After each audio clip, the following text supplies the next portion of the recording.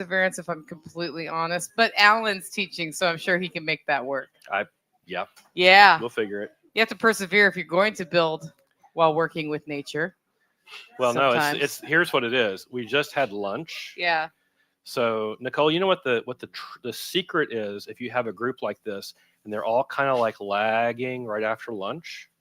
It's called entrain and bring them along. So what you do is when you first start talking, you kind of like match their energy where they're all like, oh, we're just kind of all digesting our food, and you feel the whole group, they're all just like, oh yeah, it's just, and then what you do is once they kind of like they're with you, then you start kind of like bringing it up a little bit, right? It's like, yeah, yeah. And so as you start talking, now you bring it. So everybody kind of feel it right now. The room kind of comes up a little bit. And as you keep on coming and we get more energy going, you can come with me, right? Because if I came blasting in at the very beginning with like the fully up energy, you'd all be like, oh my God, no, right? But if I start 100%. right where you were with that like after lunch lull energy, then I can bring you up to like there, and now we can all kind of be awake and ready to go and talk about a thing, right? That's Right. what you do. That's how you do it. It is how you do it. Well done, Alan. Want to put him back down? No, let's leave him. Let's leave him ready to go. I like Okay, that. awesome. So I'm going to hand it to you to teach us about natural building. I expect to learn everything there is to know about natural building in the next hour.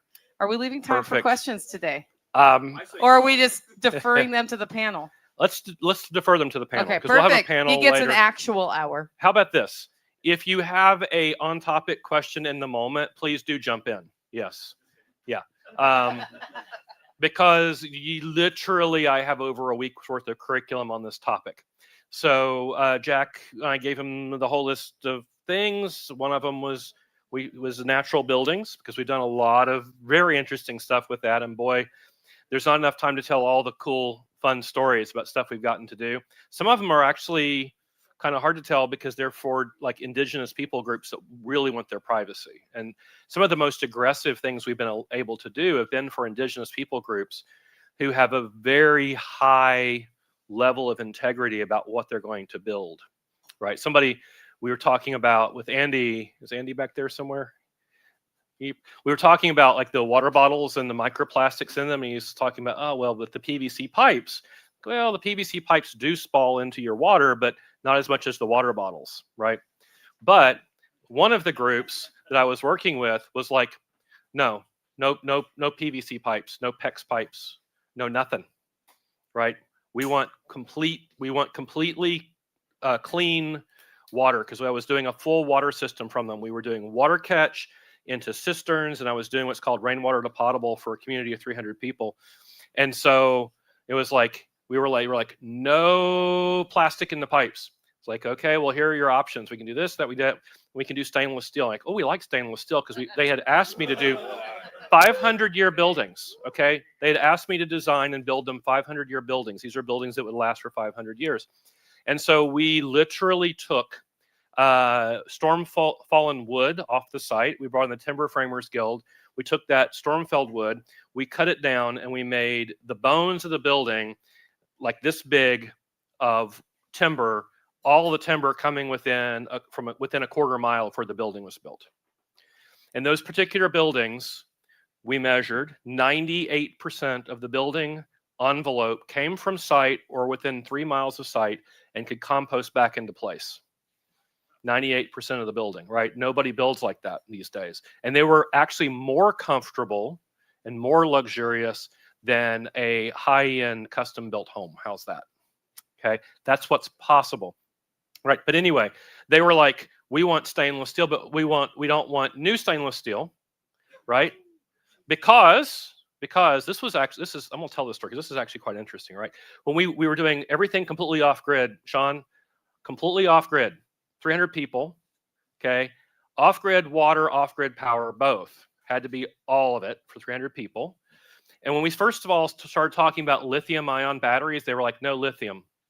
We know the people they're murdering in Peru in those mines. We know them personally. They're pushing them off their land and they're murdering them.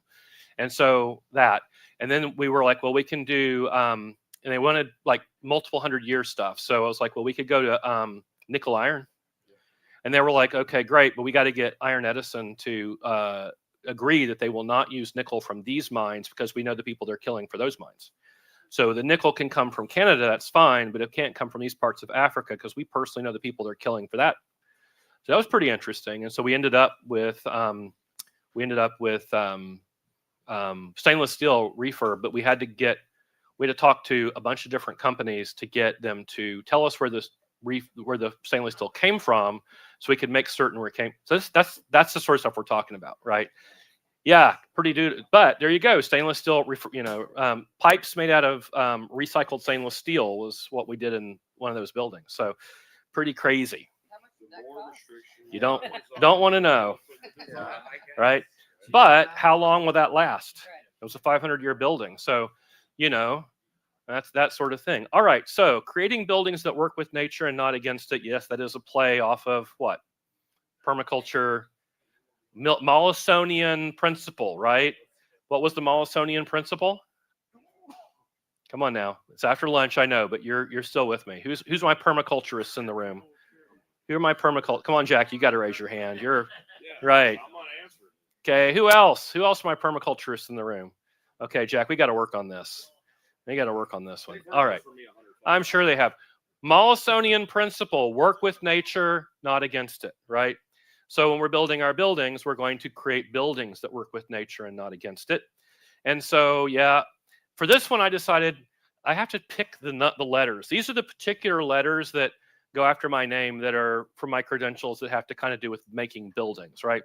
So anybody decipher that alphabet soup?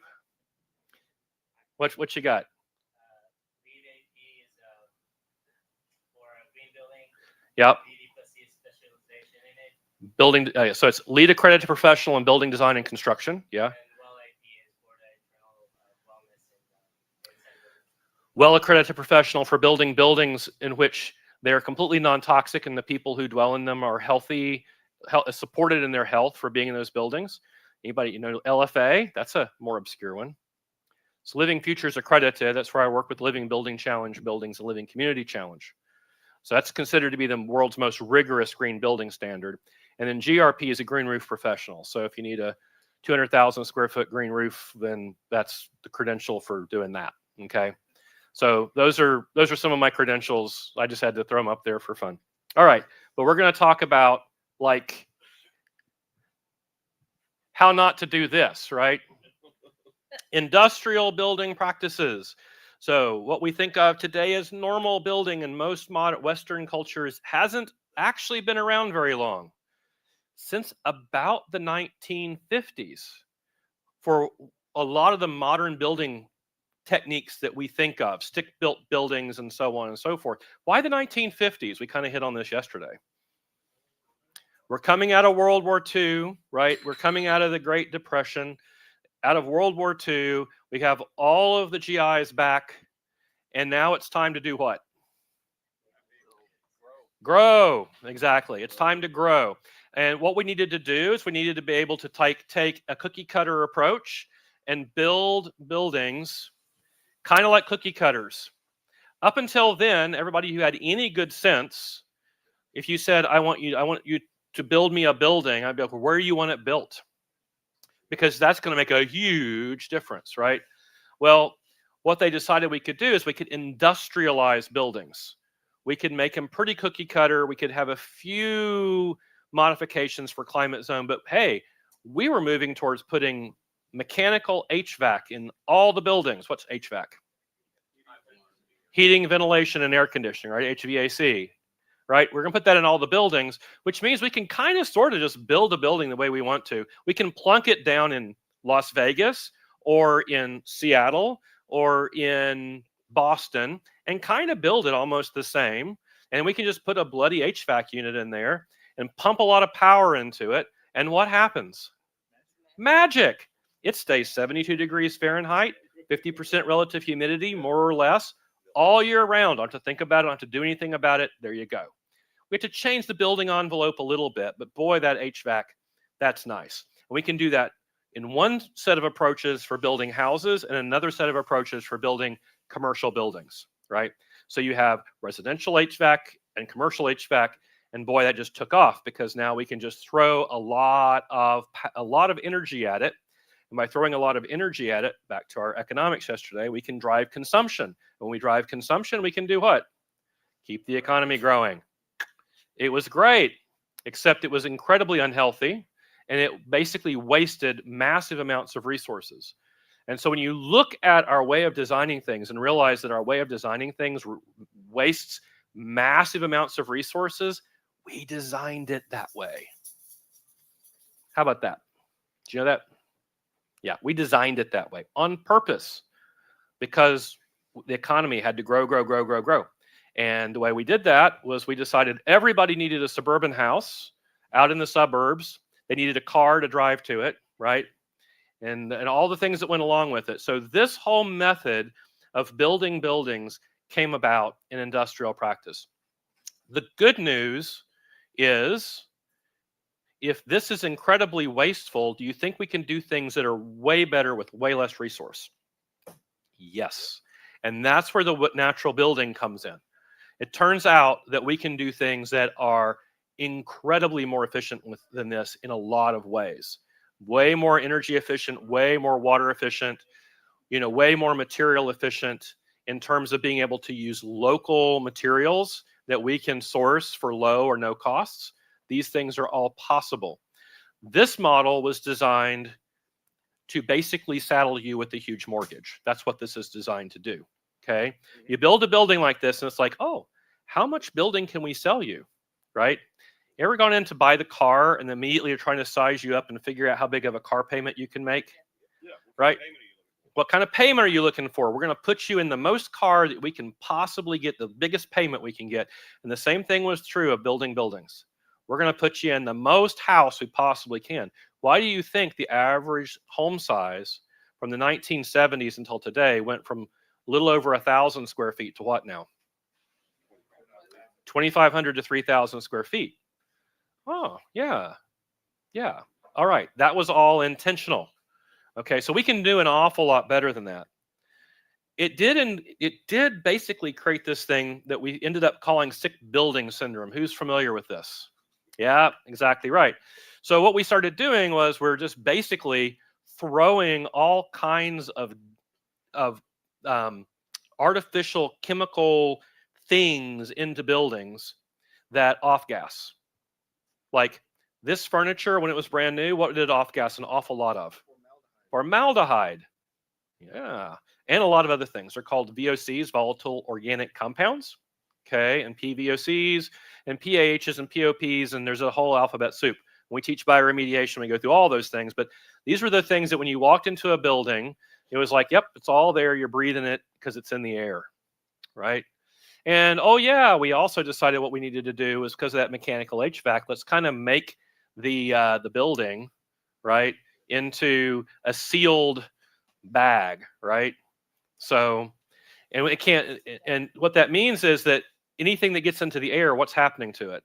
Well, it's not getting out unless we mechanically change the air from the outside world. And we get fresh air in mechanically. That's why buildings, ever since about the 1950s, have been designed. A lot of the commercial ones, how many workable windows are in most commercial buildings? None. Why? Exactly right. All the HVAC engineers were like, no workable windows. Because the instant that you can go in and open the window, like their control over the whole system is shot, right? So they don't want any workable windows. Okay, what this means is all these buildings are 100% dependent upon electricity to run the mechanical HVAC. If it's not running, the building becomes pretty much unlivable, right? And a lot of houses are that way. Houses before this were designed to naturally ventilate. They were designed in their shape so you could open up windows and cause cross ventilation. They would self-ventilate. They would have chimney effects so you could get air moving through. And at least it might be a little hot, but it wouldn't get to be 140 degrees inside. A lot of buildings we build today, if it gets to be 100 degrees outside, they cannot naturally ventilate. So they go to 140 degrees inside. So the building is effectively useless at that point in time for living, right? It's an oven and you can't. So this is what we run into. Sick building syndrome, right? All these things, and buildings that were completely dependent upon electrical power. You just literally can't live in them in most cases. Okay. And a lot of the functional wood heating in a lot of places went away as well. So you literally couldn't even heat the building with wood, even if you had a bunch of wood, growing around you. You're out of luck. And that was basically this whole consumptive model. Okay, so what are alternatives? Well, it turns out that we had ancestors. Okay, a reminder, we had ancestors. And in order for us to be sitting here today, they all had to live and not die of exposure, right? So they had to have some strategies for doing this. And it turns out that what's really funny is that I go to, and we talk about some of these really advanced strategies, and people are like, oh, Nicole, this is so cutting edge. This is so great. I'm like, yeah, it's so cutting edge that this people group was doing it 2,500 years ago. And here's the example. And they're like, oh, right? So natural buildings have a long history. But the whole thing is, when you build a natural building, the natural building has to be really in sync with place, right? It has to be adapted to the place and the climate that it's going into. Because what you're going to do in a desert Southwest climate is going to be incredibly different than what you do in the humid subtropical environment in southeastern United States, where there's high humidity and lots of rain. Very different. Okay. And so this is the first thing to know when you start thinking about any kind of natural building project. I don't know how many people I get who are like, oh my God, Nick, I want to build a Earthship. Right? You heard this one before? I want to build an Earthship because there's a really great documentary out there that tells all about the Earthship, right? And they're like, I want to build an Earthship. I'm like, where do you live? Southeastern Georgia? And we're like, ow, right? Ouch. Why? Because that particular design is designed for a low humidity environment. Okay, works well in low humidity, but it's also designed to work in a place with something called high diurnal swing. What in the world does that mean? Gets cold at night, right? It gets hot during the day and gets cold at night. High diurnal, swing. Okay, so great. That building is built. Mike Reynolds designed that building for the southwestern United States. High diurnal swing, low humidity, and the other thing I tell everybody, by the way, who's ever wanted to build an Earthship? Anybody? Come on, we can all be honest, right? Okay. Yeah, I tell everybody when I say I'm going to build my Earthship, I say you're not allowed to come back to me to talk about that until you've hammered your first 3 tires. Go hammer your first 3 tires and come back and tell me about it. And then I come back, okay, I'm over that. Right. So, right. You are cured of that one, right? Okay. Yes, there is a machine that can do it for you, but okay, well, we won't go there. But the whole thing is, in the southeastern United States, you don't have the high diurnal swing. You have hot and you have coolish, right? And so you don't have that high diurnal swing that particular high thermal mass, low insulation approach is good for. And you have a lot of humidity, okay? And an earth-coupled building has to be very carefully done in a high humidity building. Or what have you just built? You have just built yourself a mold incubation chamber, okay? Right, yeah. You build yourself a mold incubation chamber and you're fighting mold for the rest of the time the building exists, right? So this is why I'm saying, when you first start your journey into natural building, anytime you learn about a building technique, ask yourself, what climate and environment is it appropriate for? And I know some of them are like, you hear all about them and they're really exciting and so forth. But if it's not for your climate region, run away. Okay. Right? Run away. Run away. Okay. You're not old enough to get that one, I don't think. Okay. Monty Python, yes. All right. So natural buildings attempt to use natural, non-toxic, and locally sourced materials to build structures that are well adapted to the local climate. When done properly, they become an integral part of a regenerative landscape design, working with the surrounding landscape to heat and cool themselves naturally. We have a building that I did in the southeastern United States, the goal of which was to have the building actually have no mechanical HVAC, okay, which most people say is impossible, to have a fully self-temperature regulating building and so forth. And I think we did it. We're still measuring. I can't disclose details at the moment because it was, again, for another group that wants privacy, but we're going to try to build another one of these. So far, we were using a bunch of different techniques. Happened to be a straw bale with a green roof and an earthen floor with annualized thermal mass and passive earth tubes and passive chimney stack ventilation. We put all this stuff in there together, and then you have a building that's like it's 103 degrees outside and it's 70 degrees inside naturally, no air conditioning. And then we put a rocket mass heater in it, small one. And so in the few cases, it does have passive solar. In the few cases, when it needs a little oomph, you just take a few sticks and feed it into this rocket mass heater and you heat the building. Done. Okay. The EUI, who's familiar with EUI? Energy use intensity of a building. Okay. For those engineers, who are my engineers in the building? Come on now. All right. Okay. This is measured in kilowatts per square foot per year, basically. In other words, you normalize the consumption in kilowatt hours per square foot over the course of a year. And so the average house in the United States today has an EUI of somewhere around 80. That's the number when you work it out. The building that I'm talking about, when we got done with it, we looking like we're going to land at an EUI of 4. Okay, 4. Now, that's what I'm saying.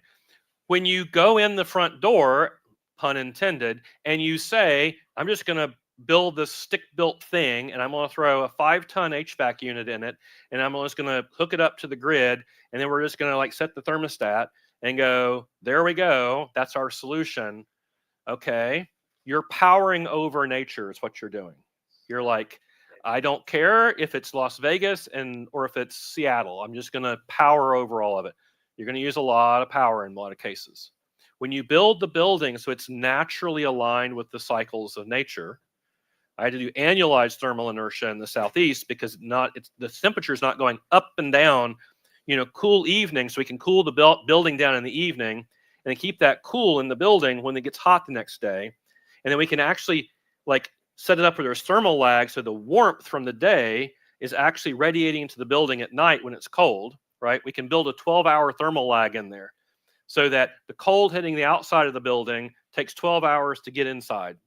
What that means is cold night equals coolness during the day when it's hot outside, and hot day ends up with warmth radiating into the building at night, and you get and that's a thing you can do, right?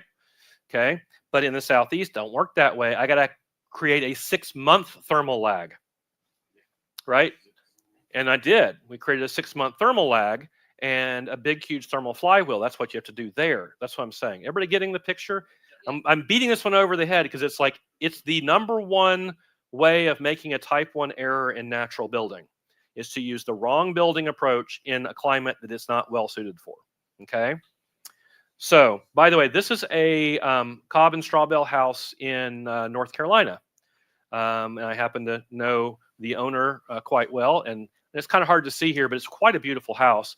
And it's when you go inside, it just feels so grounded because it's basically got earthen floor in it and everything. Really nice. One of the things that really gets me about modern buildings is that a lot of them, the way they're architected, create disconnection sickness. Okay, and I use this as a clinical term, right? What it means is that a lot of these modern buildings, they actually discourage their occupants from moving freely between indoor and outdoor. In other words, once you go in the building, there's a psychological little lock, right? It's like you try to go back out and psychologically just feels like, I'm not going over that barrier, right? Okay. So which side of the building is this porch on? Which north? Oh, okay. Okay. If that was not there as a transition between inside the house and outside, what do you think would happen to this backyard? People wouldn't go out the back door unless there was something they absolutely had to do. Because, and this picture I found, this is a real picture right here, okay, of a house That is a north side. Okay, the first thing you look at is there any cover when you come out this back door? No.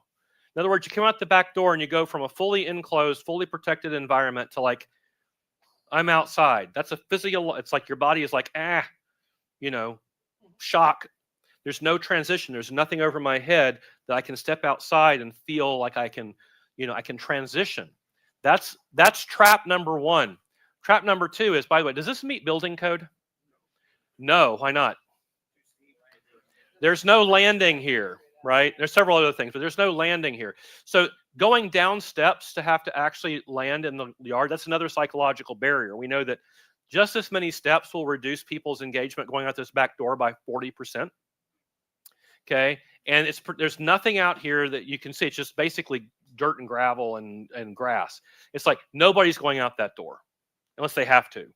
Building's on fire or something, right? This is a design pattern designed to trap you in the building and not let you out psychologically.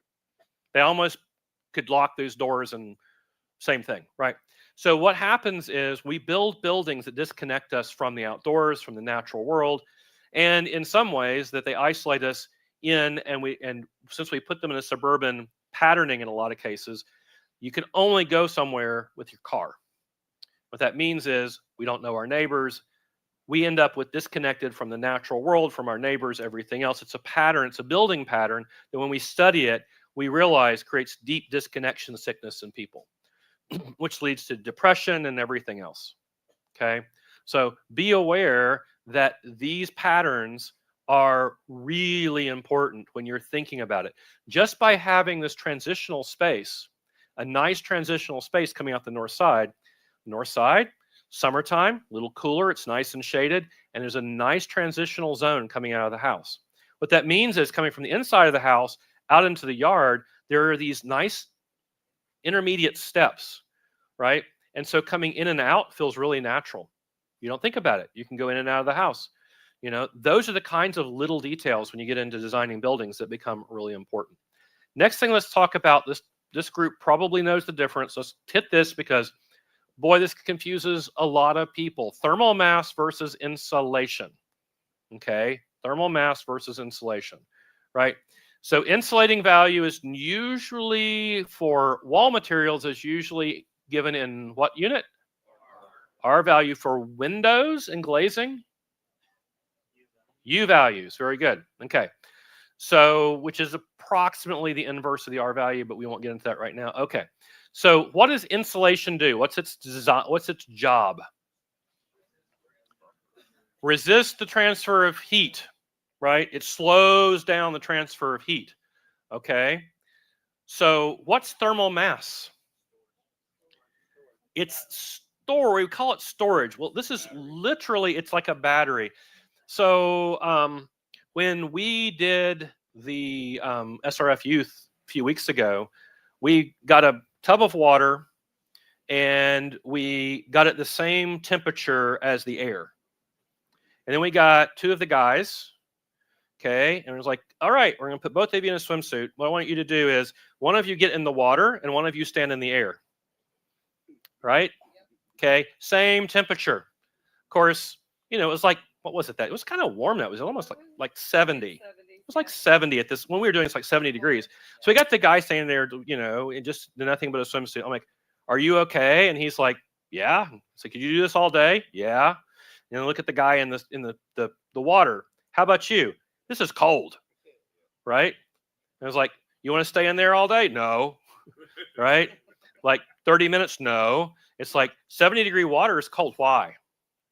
The specific heat of water is 25 times higher than that of air. Okay? 25 times higher, which meant that him being in that water was pulling the heat. He's up here at around 98 degrees, and that 70-degree water is pulling heat out of him 25 times faster than the guy standing next to him in the air that's the same temperature. Make sense? Okay? So a thermal mass has a couple properties to it. It will absorb and it will pull heat as well. It's because its specific heat is higher. So when we build, we can use it as a thermal sink. We can use it as a thermal battery. We can use it as a thermal flywheel. Because once we get it to a particular temperature, okay, it will actually help us keep that there. One of the ways that I designed this building that could heat and cool itself in the southeastern United States with thermal mass was that I put basically vertical insulation around the entire stem wall going around. And we made an earthen floor with no insulation underneath it. Someone was talking about a slab with, they put the insulation underneath. Well, yep, that's the right thing to do, unless you are thermally coupling the building into the ground. But if you do that, what you do is you put the insulation around the perimeter of the building. Yep. We, in this particular case, because of where it was, we went down 5 feet, right? We basically put an R40 perlite-crete stem wall down. It should last for a couple hundred years, right? And what that did is it insulated all of that ground right underneath the building and turned it into a massive thermal flywheel. When we start basically keeping that building where we want it, then that all the earth under the building starts to adjust and get to that temperature we want. What that means is when it's hot outside and the air starts to get a little warmer, what does that do? It absorbs it. When it's cold outside and the air starts to get a little cooler, what does it do? It radiates it back up, right? So this is one of the mechanisms we're using to turn 10 to 15 feet of soil underneath our feet in the building into this massive thermal flywheel. There's other techniques I won't get into, right? But you have to understand basically how to use both thermal mass and insulation for their proper things in any natural building. And you need to know when you're working with any kind of material, if it's cob or straw bale or hempcrete or whatever, what is that material? Does it have insulative value or does it have thermal mass? So let me just kind of do it. If we're building with cob, what does that have? Thermal mass or insulation? That's thermal mass. Cob is thermal mass. How about straw bale? More insulation. When we do a standard straw bale wall, by the time we finish that and put the cob on the outside and the lime plaster and so forth, that's about an R45 wall. Okay. Anybody know what the standard wall is? Today, high performance buildings might have an R30 wall. The old buildings might have like an R15 wall. Okay. So today, it's like we're building these things straw bales, and they have effectively an R45 wall, plus a little thermal mass, but that's the whole thing. So that you get the head wrapped around this. Okay, that's what I kind of wanted you to think about. This is the other thing, right? And see, I told you you're going to help me with the presentation, right? So let me ask you a question, right? You ever worn one of those like raincoats that's like rubbery raincoat? You know what I'm talking about? Okay, you were out running drills today for a little bit. Okay, if I put one of those on you and made you run around and do those drills wearing that, what would happen? You'd sweat a lot, right? Why? It's trapping all the heat, but it's also trapping what? All the moisture, right? Okay, so what if we built a building the same way? What if we took the building and we just wrapped it in plastic? Exactly. What if we just wrapped it in plastic? What do you think? You think it might do something similar? Yeah, you think? And it does. So this is where we get into a lot of the modern buildings. We have, it's called a vapor barrier, right? The old form of it was basically like that rubber, raincoat that you couldn't breathe at all. Those were called vapor barriers, okay? And a vapor barrier was basically designed to not let any moisture go through. And in most cases, it would not let any air move through, okay? Today, there are more advanced ones that are a little closer to what they tried to do with Gore-Tex, which is they're one way and they try to let some vapor escape. They don't work perfectly, but they're better than wrapping you up in plastic, saran wrapping you, right? Yeah, you're not gonna be happy with that. All right, so the thing is, a lot of natural buildings had vapor permeable walls. They didn't have a vapor barrier. So the problem you have when we build a building, the building is supposed to have a good hat and good boots. Who's heard that one before? What does that mean? Roof and foundations. In other words, boy, we don't want the water coming down through the roof. That would, because we want everything inside to stay dry. But also, why do we want good boots? So, we don't want the water vapor coming up from underneath us. So when I said that we were building buildings that were like 98% compost back into the earth, guess what part of the 2% was? Well, one was the vapor barrier underneath us so that the moisture in the soil couldn't just come up into the building. So we had a 20 mil vapor barrier go in. Yes, 20 mil. I used 20 mil, not 6 or 8. Okay, everybody know why? Yeah. Exactly right. It's a 500-year building. We're not using a 6 mil vapor barrier. We're using a 20 mil high strength vapor barrier, right? And then what do you think over the head? Well, it was a green roof. So we had a TPO membrane that was like basically stopping the water from coming down, right? But now we get into this question of like, well, what about the walls, right? Because if we can't let the floor, quote unquote, breathe, and we can't let the roof breathe for obvious reasons, where can we possibly breathe in a building? The walls, right? Well, this idea of HVACing a building was like, oh, I know what we'll do. We'll just wrap the whole building where it can't breathe. We're going to seal it up where we're just going to wrap you completely, right? Because that way we can control your environment exactly. And we're going to put these mechanisms in here. So to keep you exactly comfortable, we're going to put like the electrically powered thing, and it's going to, keep you cool and keep you warm. And when you want to breathe, you're going to breathe through this thing, right? And it's going to make certain that the air is like pre-warmed for you if it's really cold outside, and it's going to pre-warm cool the air if it's really hot out. Does that sound great? No, he's not convinced. Okay, I'm not convinced either. Okay, so we did this to buildings. We said what we're going to do is we're going to take the building and we're going to wrap the walls in this stuff as well. Okay, in a vapor barrier. Now we got vapor barrier everywhere. We basically have the building can no longer breathe in the fact that, to make the building more efficient, what we're going to do is we're going to make certain that you can't get air seeping in around the windows and the doors and so forth. And now you have a highly sealed building. Okay, the building literally cannot breathe without some sort of mechanical ventilation. And they stopped putting the windows in places where you could open up the windows and you would get really nice cross breezes. If that happens in a house, it's by accident, not by design anymore. Okay, so every building I've ever built, they're designed so that they can naturally ventilate. They have natural stack ventilation and cross ventilation and everything else.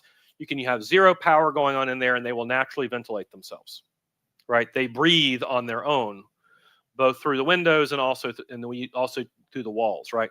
So vapor permeable means that the vapor can work its way out. And if you put a hydrophilic surface like lime plaster on the outside, it'll draw the moisture out and you'll get self-drying walls. That is what a lot of our natural building techniques do. The walls do that. And you have to understand this. You have to understand the dynamics of this, or you're not going to be able to build a building that actually manages moisture. And that is one, if you take building science, you're going to talk about moisture management in buildings a lot because it's critical, right? Moisture management in the building is critically important. Otherwise, the building is going to mildew, it's going to mold, it's going to deteriorate, you're going to get rot. It's a mess. So this is something critically important to understand, okay? So let me go through really quickly some of the different things you can do. Building with cob. Cob is a natural building material. It's been in use for thousands of years. Consists of a mixture of clay and sand that is usually reinforced with the addition of some sort of fibrous element, most often straw. But when you're doing fine cob, what do we use? Manure of a ruminant animal, because it'll have little tiny fibers left in it. That's why we use it. It's like when we do really fine, instead of using big coarse straw, we're going to use like cow manure, horse manure. We use bison manure, works great. We've used all that sort of stuff. Okay, and so cob. What is cob again? Is it thermal mass or insulation? Thermal mass. This It's what you use when you have high diurnal swing, because what you can do is you can literally figure out how thick the wall needs to be to have 12 hours of thermal lag, given the temperature difference between day and night. And you can say, oh, okay, we're in the desert. It gets about this warm in the day and about this cold at night. And if we do a 14-inch thick cob wall, we get about 12 hours of thermal lag. And now we get that magic effect I talked about. And so that's why you see, if you go out and see the Pueblos and so forth in the Southwest, what are they made out of? Basically adobe cob. And if you go looking, they're all consistent, have consistent thickness of walls, not accidental. They figured out what the right thickness of a wall was for their particular climate zone. They're like, okay, everybody just build it this thick. And now the buildings naturally heat and cool themselves when the temperature does this sort of stuff, right? All right, so that's cob. Do you think I use cob as a full building wall in the southeastern United States? No. How about the Northeast? No. No. Okay. The only place we tend to use this is in places where you have high diurnal swings, and a fairly, and because it's just thermal mass all by itself. Okay. Straw bale buildings. Who's done straw bale? Okay. Straw bale buildings. You build the building out of standard straw bales. And it's become really more popular over time as the techniques have been developed to do this quite beautifully. And as I said, I can build an R45 wall. This is a building that, this particular picture is of a building that's being done. Timber frame is the bones of the building. Okay, all this timber comes right off of site. And these are straw bales that come from a farm right down the road. And that's a metal, standing seam metal roof that we're putting on top for water catchment and so forth. This is a really crazy one because the way they wanted me to do the building, it's 2 stories tall, which you typically don't do, but we had to do it anyway. But made a beautiful, beautiful building. But these walls will be about 18 inches thick and high insulative value. And then we typically finish them with cob on the outside, small little layer. And on the outside, we'll finish it with a lime plaster. And that lime plaster hardens into a limestone, basically, and it keeps the moisture, like when the rain hits it, it keeps the rain from getting in. And it's self-drying wall, and it's a breathable wall. And of course, boy, there's so many great stories to tell, and you only gave me an hour, so okay, let's see what we can do. I know. So here's the story. When one of my friends in Tennessee was trying to get this permitted, the building inspector was like, no, it's a fire hazard. You have to get UL fire listing on this. And they said, no problem. They went off and they actually built a section of wall, and they went in and he said, you have to get at least a 1 hour UL fire rating. Well, they went into the lab and they got a 2 hour plus fire rating on it. And it went back to the guy and he said, nope, you had cob on the outside of it. What happens if that cob falls off and the straw bale is exposed? Then that could become a fire hazard. So I need you to get the straw bale wall fire rated with no cob on the outside. So they went back to the UL lab and they built a straw bale wall properly. And then the way they do this test is they take one of those basically big propane jet burners, and they point it at the wall and they turn it on and sit there and wait and see what happens. So they turned the bloody thing on and they sat there and they waited and they waited and they waited. And after 3 hours, the lab techs were like, we're turning it off. We've never gone this long before. We'll give you your 2 hour plus fire rating on this, because it had basically carbonized about that much of the straw bale and it had not burned a thing. So they got their 2 hour plus. So if you build the wall properly, it's actually incredibly fire resistant. How's that? How's that work with straw? There's no oxygen. It's so tightly packed that, the fire triad is you got to have heat, fuel, and oxygen. And so you can get the heat and you get the fuel, but there was just bloody no oxygen in there. And so it's like it would burn the outside and char it.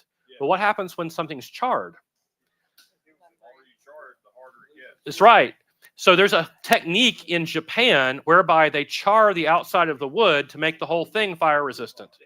So as soon as it charred, it became even more fire resistant. Yes. So has that been considered then to char the outside to start with? We don't even need it. We're putting the lime plaster on the outside for rain, which means you've got clay, sand, limestone on the outside, right? Don't need it. Can I use their UL listing when I go up against my building inspector? I actually now straw bale is part of the International Building Code. Okay. It now has subclauses in the International Building Code, so we can get it permitted. Yeah, about 4 years ago it's got there. Okay, hempcrete. Hempcrete. Who's done hempcrete? Anybody doing hempcrete? Okay, so this is a huge emerging thing. It's you've got folks like River and Amani doing it at Haven Earth in, was it Old Fort? Yep. Yeah. So yeah, if you want to learn hempcrete, they're the folks. River's teaching classes in that all the time. Basically, what you're doing is you're using a mixture of hemp hurd and lime and some sand typically, and you're making a kind of concrete, but it's a lot lighter than concrete. Here's what's interesting. Well, first of all, it's non-structural, okay? In other words, you can't use it as load bearing. So what we do is when we're doing anything like this, we have some other part of the structure is load bearing. And that could be metal, it could be wood or whatever, but that's the load bearing part. This is also highly fire resistant. It's also moisture resistant. That's very interesting. So I've used it in places where we had to have high moisture resistance. Like we're building a greenhouse and it has to have insulation. And so I don't want to use straw because there's so much moisture. This is quite moisture resistant and it's breathable. And it has a value, if you build it right, of about R3 per inch. So I've done a wall of this. I've done walls of this that were 14 inches thick. So do the math. What's my R value, nominal R value, since I was doing about an R3? About 42. It was an R. So it was a wall of about an R42, about 14 inches thick. Yeah, yeah. And so this is something. And so on the left here, these are hempcrete blocks. They're pre-done. You bring them in and you stack them up. That's one way of building. This wall system is what's called a monolithic cast in place. Because what you do is you just put forms in and you pack it, let it dry a little bit, slide the forms up, keep on just working your way all the way up.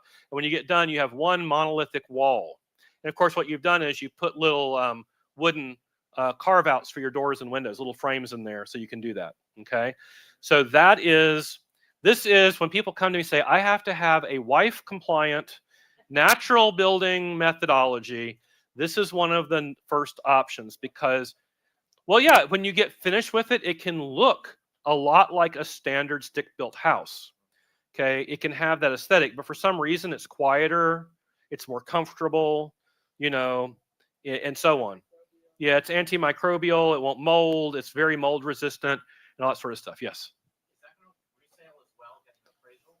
Yeah, I think what's happening now is that hempcrete has become also something that is it's increasingly being recognized as an outstanding building material in the green building space. And so it's actually got more acceptance faster than straw bale ever did. Because it's a little closer to a conventional building material when you go into the GCs, general contractors, and everybody else and start working with it, and you say we're going to use hempcrete, and here's what it is, how you do it. You mix it like this, and you treat it like that. They're like, well, we're comfortable with those processes, right? Versus like we want you to work with these big straw bales and do weird stuff you've never done before. So that's why I think hempcrete is gaining acceptance faster. One inspector in the state of Texas, which will inspect the residence on it. So Yeah. get on the books. Yeah. Okay. But I think that's going to change because it's like you're starting to see a lot of research dollars go into this. So I think over the next 5 years, it's probably going to become different. I just mentioned earth bags. This was something that was developed where what they were doing, and this has been used a lot in emergency situations. What you do is you bring the earth bag in, you fill it up with a mixture of soil and a tiny bit of concrete, and you stack it. And what you basically do is, this is barbed wire. And so when you stack it, you put a row or two of barbed wire in between. And what it does is it locks them in. And so when the concrete sets, the bags won't slide. That's basically what it's doing. So it's a field expedient method. Some people, and you notice that they like to build domes out of this because you can actually dome it over. And so this is thermal mass, not insulation. because soil with a little concrete in it is a thermal mass. So this has been really popular in emergency responses in desert regions and things like that. So natural building method. All right, natural plasters and natural paints. Okay, one of the most awful things in most traditional buildings is drywall. How about this? I will not build a building with drywall in it. Okay, and this is important, so I'm gonna take take a moment for this story. One of the architects we were working with was she was doing a lot of research in building biology, right? And one of the things she was trying to figure out, everybody noticed that if you get drywall a little bit wet, what happens? It molds. Almost always. And she was like, why is that happening? So they got the lab and they went to looking at it. By the way, does mold like gypsum? Yeah, it'll actually it can partially metabolize gypsum. So it's kind of mold food, right? It's part of the recipe for fruiting blocks for fungus. Yes. Okay. Yeah. Right. So it's like gypsum. We have mold food. So then she's like, well, what's going on with that paper back? It has paper backing on it, right? Yeah. So she started testing the paper backing. Guess what she found in 95% of paper backing? Mold spores. Okay. Mold spores. She had significant presence of mold spores in 95% of the backing, paper backing on drywall. So what is drywall? Modern manufactured drywall is mold chia pet, just add water. Right? Okay. And so somebody asked me yesterday, I'm trying to remember who it was, and I was like, look, if you have to replace drywall and you can get by with it, yes, thank you. If you have to do something as a drop-in replacement for drywall, I typically use concrete fiberboard if I have to do that, right? Because it is mold resistant, moisture resistant, blah, blah, blah. When I did that greenhouse that had to be permitted residential, it was all concrete fiberboard inside because it had to have that aesthetic, had to match that aesthetic. So I'll go to do that, but otherwise I will not put drywall in a building because you will be fighting mold forever with that. Anytime a little moisture gets in there, that's what you're going to get, right? So we'll use natural plasters and natural paints. And so when we come in and put a natural plaster on, those natural plasters are very similar to cob, and they can be quite beautiful. I wish you could see the pictures here on the screen, like the texture and the feel of these. They're beautiful. They're way, way higher end feel and finish than any drywall finish. And you can do natural paints. These are natural paints that basically off-gas no bad stuff for you, right? No bad off-gassing. And they're quite beautiful because they're typically, instead of like these saturated hues that don't exist in nature, they tend to all be natural hues. And it turns out that, yes, when you go into certain kinds of stores, they're using saturated hues. They're designed to hijack your nervous system and sell you things.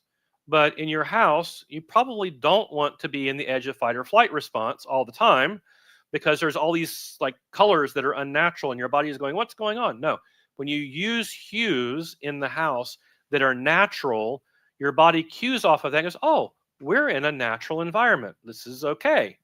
And so these actually are a lot less stressful. So when we build buildings, what we call biophilic, low stress, buildings you feel like you belong in, this is the sort of stuff we do. And the colors are quite beautiful and they're natural and so forth.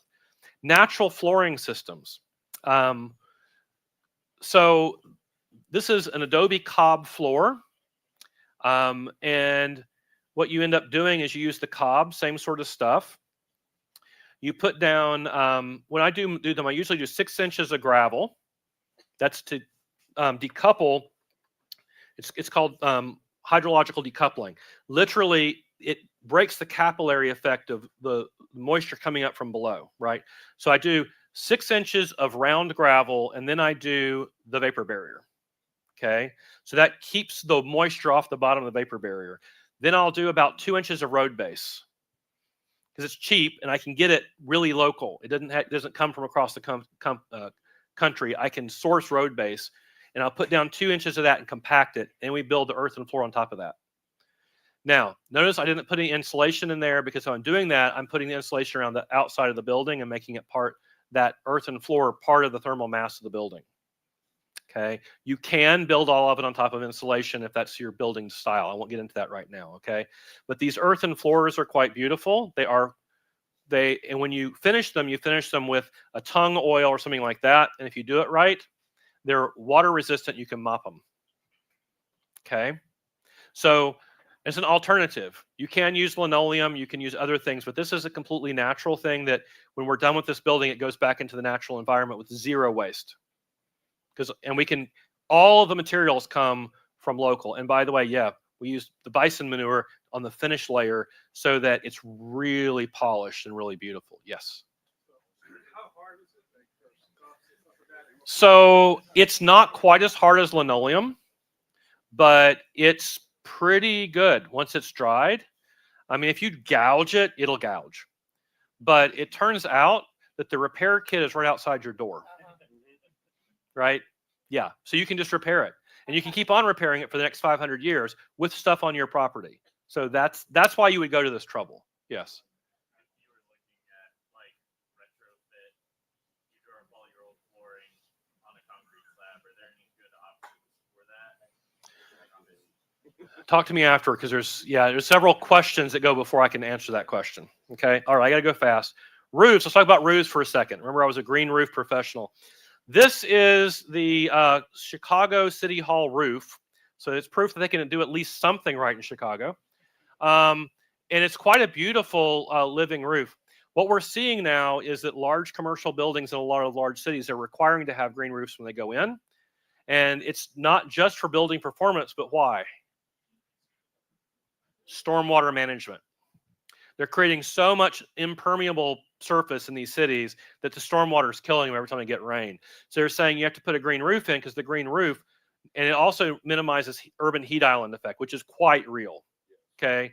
And so when we put these green roofs in, we're doing all kinds of stuff. I wish I had time to go through all of this. And you can put quite beautiful roofs in, right? Thatch roof is something that has almost gone away. And so there are buildings that I've visited in Wales where this building has been there for 800 years. It's a cob buildings with thatch roof. And what they do is they have the thatcher come back every 25 years and rethatch. And when it's done right, they have an absolutely weatherproof roof that they can grow in their backyard that lasts 25 years. And then they just come in and pull it down and compost the old thatch and then put a new thatch roof on top. So I just pointed this out because it's like an interesting technique and technology that, people have been doing. Tiled roofs have been around for a very long time. All right, for this group, I gotta ask the question. There are particular tiles that you can get that are shaped this way to sit and catch this way. And then there are ones that are designed to bridge over like this. What in the old days were those called? Those were called nuns and priests. And I'll let your imagination go from there. Okay. So what you ended up with was these airways underneath. You would basically put a riser on here, and and what you would get was you'd basically get a chimney effect, and it would cool, and it would give you water tightness, but also self-ventilation on the roof system, right? So that's what the tile roofs used to be, and that's why you see a lot of the older buildings, because you could do tile out of the clay local on site, right? Yeah. This is why you see them in a lot of old Italian buildings and places around Europe. Before we had, other alternatives like asphalt shingle roofs, this is what you ended up doing. And there's a very sophisticated bit of technology around using these things, and it's still quite an option in certain places, right? Yeah. Exactly. It's beautiful if it's done right, and it can last for decades. Okay. How about this? Metal roofs. In a lot of cases, this is my default these days. If I can't do anything else, is go to a standing seam metal roof.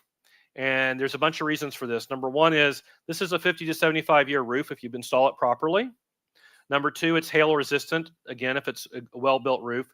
Number three is Sean's going to love you when he shows up and he sees you have a standing seam metal roof, right? If he's got to put the solar panels up there because he has nowhere else to put them.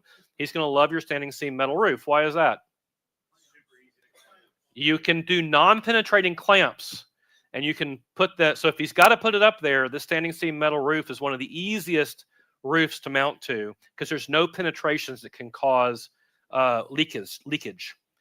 And the number thing, if either of us show up and we have to like harvest that rainwater and do something with it, like maybe even have you drink it, then these standing seam metal roofs are one of the least contaminating roofs. That's really clean water coming off. We can put it through a first diverter like a Wizzy, and then put it into a water tank, and then we can turn that into potable water really easily. Now, if you're an Australian, what do you do to that water before you drink it? Besides turn it into beer. Pretty much nothing. If you're in America, what do you do to it? If you're going to be legally.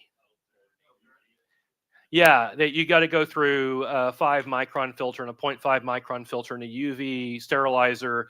And then if you're going to be fully compliant, you have to chlorinate it for the last 20 feet. Yeah. But when we do Living Building Challenge buildings, we have to do all the water for local, and we do that. All the governments want us to chlorinate it for the last 20 feet. Ask me how I know. Okay. All right. So anyway, this is a good option if you're not going to do something crazy like a living roof or a thatch roof or whatever. Okay. So, all right, I've got to finish up here because there's another quick picture, right? This is what I wanted to show before I got done. This is that aquaponics greenhouse that I did. Okay. And so I know it's kind of, this is, so it's aquaponics in here, and there's the solar panels that runs the whole thing. This is completely off grid. It's got R35 walls, and it has radiant heat underneath the aquaponics system, and it has in-ground thermal cooling system, and so it heats and cools itself. Here are windows that pull air in. I have fans, I have a passive ventilation stack on the back, you can't see here, where the air comes in, cool air comes in low, hot air goes up and goes up the back. Under most conditions, it'll passively ventilate itself. If it gets too hot, we turn on the fans and it pulls the air in here. It has a automated thermal curtain that comes across. So as soon as it detects that the sun has gone down in the wintertime, the thermal curtain comes in and keeps the heat in at night. But here's the thing. If it gets too hot in the summertime, what does it do? Same thing. It closes it down and shades the whole thing out, right?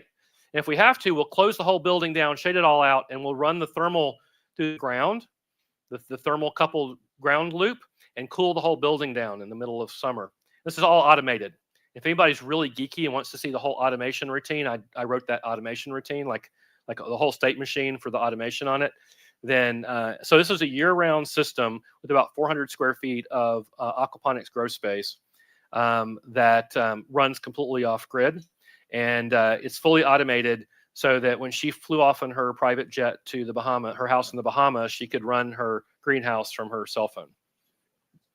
So there you go. Oh, by the way, when the inspector came in to inspect it, we got it inspected residential. So this is a greenhouse that technically you can live inside of because we actually had it inspected full residential.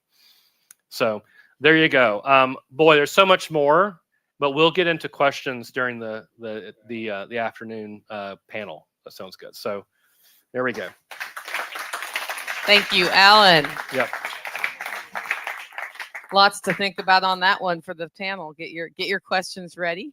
We got a 15-minute break, and we will be back to hear from Sonny Puzikas.